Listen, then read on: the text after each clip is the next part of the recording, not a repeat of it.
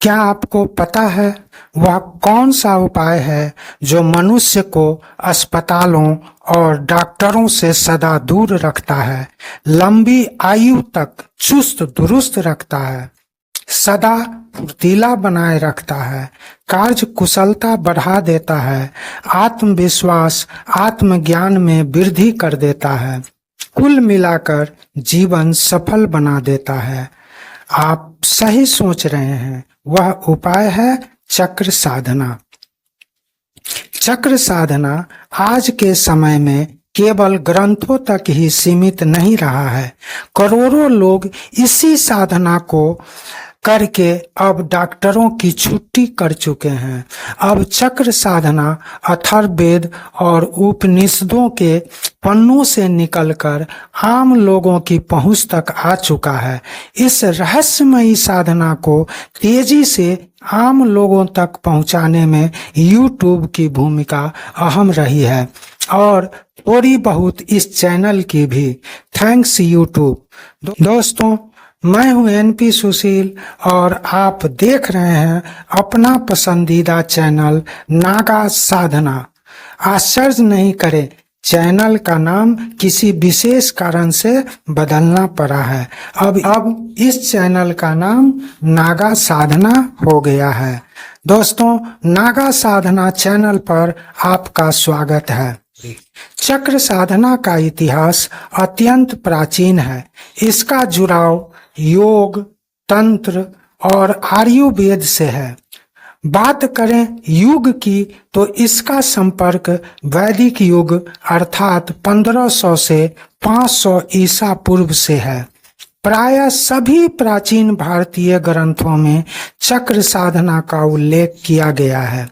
हमारे ऋषि मुनि इसी साधना के बदौलत वर्षों तक तपस्यारत रहकर मानव कल्याण हेतु खोज किया करते थे, स्वस्थ, ऊर्जावान और सकारात्मक रहा करते थे।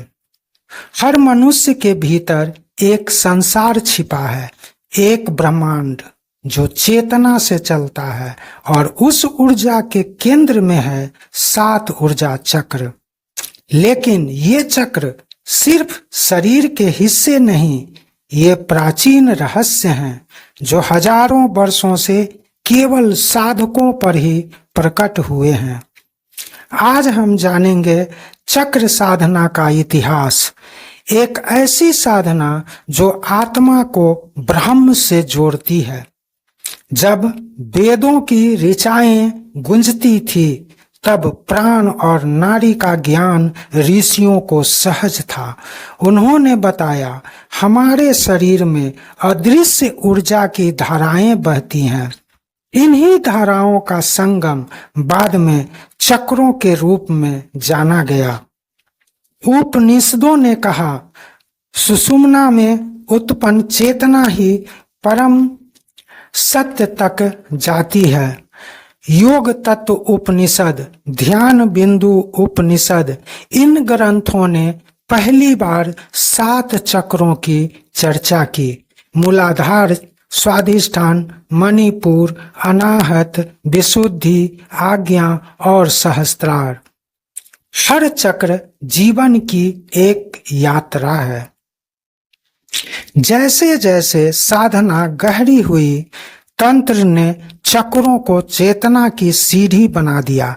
शाक्त और शैव तंत्रों में चक्रों को कुंडलिनी के साथ जोड़ा गया, एक सुप्त शक्ति जो जगे तो साधक ब्रह्म दर्शन कर सकता है। कुलार्णव तंत्र, रुद्रयामल, सत चक्र निर्णय, ये ग्रंथ चक्रों के केवल ज्ञान नहीं, उनकी अनुभूति सिखाते हैं। शुरू होती है योगियों की परंपरा। नाथ योगियों ने इस साधना को जीवित रखा। गोरखनाथ, मच्छेंद्रनाथ जैसे सिद्ध पुरुषों ने प्राणायाम, मुद्रा और ध्यान से चक्रों को जागृत किया और कहा, जो भीतर देख ले वही मुक्त हो। आधुनिक युग में पुनर्जागरण, जब भारत ने विश्व को योग सिखाया तब चक्र साधना ने एक नई पहचान पाई। स्वामी विवेकानंद, ओशो, योगानंद और अनेक आधुनिक गुरुओं ने बताया, चक्रों का ज्ञान केवल साधु संतों तक नहीं, प्रत्येक व्यक्ति के लिए है।